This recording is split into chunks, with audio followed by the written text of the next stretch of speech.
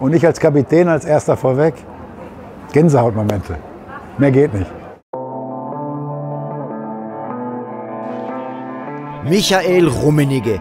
1988, nach 10 Saisontoren für die Bayern, tritt er mit seinem Wechsel zum BVB aus dem Schatten seines älteren Bruders Karl-Heinz. Ich bin da nicht in Groll gegangen, aber ich habe mich halt damals mit Jupp Heynckes nicht verstanden. Aber ich habe da meine sportliche Heimat in Dortmund gefunden und ich bin immer noch hier in Dortmund. Insgesamt sind es jetzt 33 Jahre, wir wohnen hier, unvorstellbar, auch die Zeit. Und wir sind so glücklich und happy hier. Alle meine Kinder sind hier aufgewachsen, alle meine 3 Söhne. Wir fühlen uns sehr wohl hier.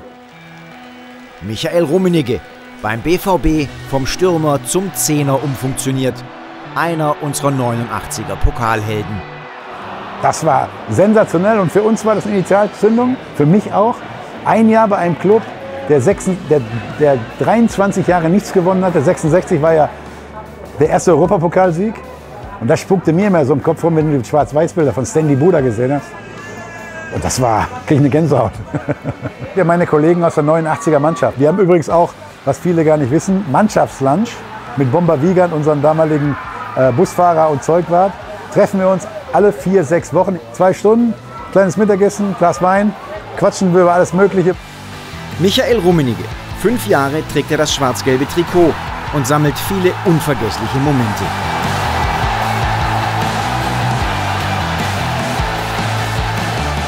In diesem Stadion zu spielen und wenn du da rauskamst, allein im Tunnel und ich als Kapitän als erster vorweg, Gänsehautmomente. Mehr geht nicht. Und er erzielt jede Menge Tore, allein 3 gegen die Bayern.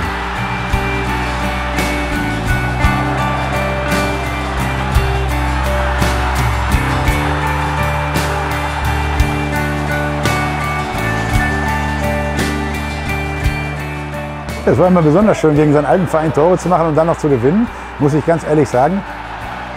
Auch das UEFA-Pokalfinale 1993 gegen Juve beginnt mit einem Paukenschlag von Michael Rummenigge. Und dann schieße ich nach 1 Minute das Tor.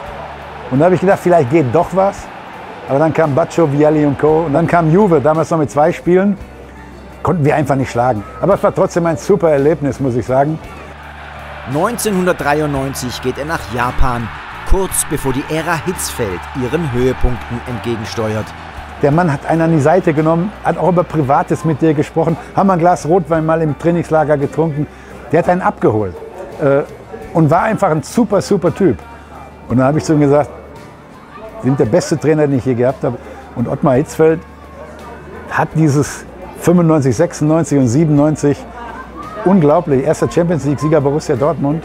Ich glaube, hauptsächlich Ottmar Hitzfeld zu verdanken. Und Lars Ricken natürlich. Also das erste Mal kennengelernt habe ich ihn als Fan, als ich noch auf der Südtribüne gestanden habe und ihm mehr oder weniger zugejubelt habe. Dann habe ich tatsächlich noch ein paar Trainingseinheiten als Jugendspieler mit ihm mitgemacht.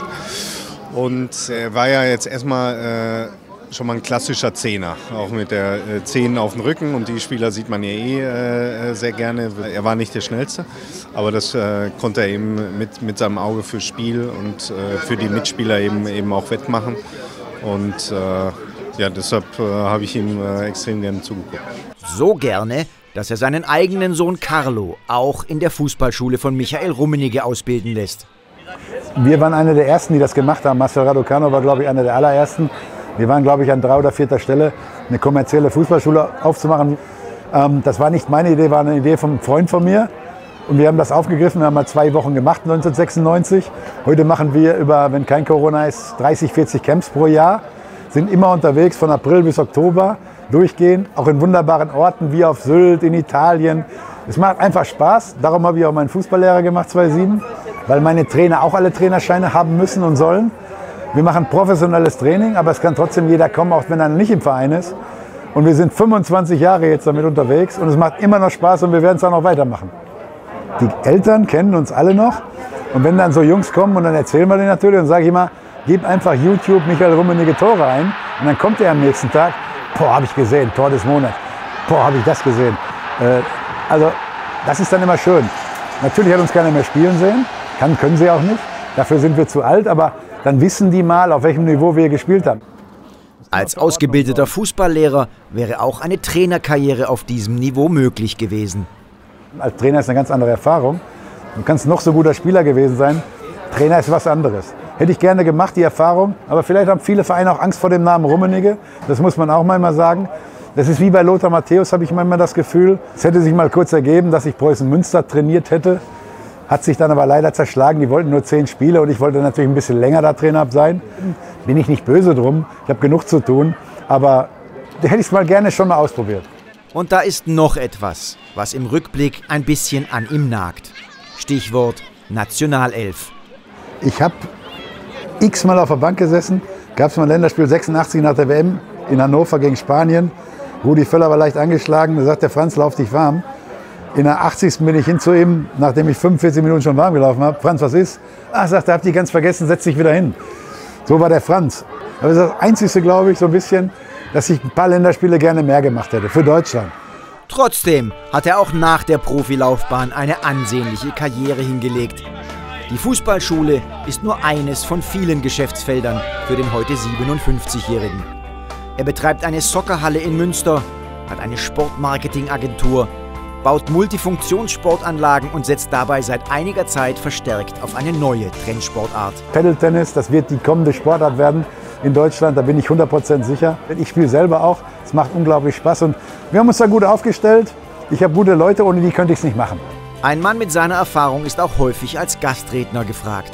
Ich habe einen Vortrag, der Faktor Mensch, vom Fußballprofi lernen.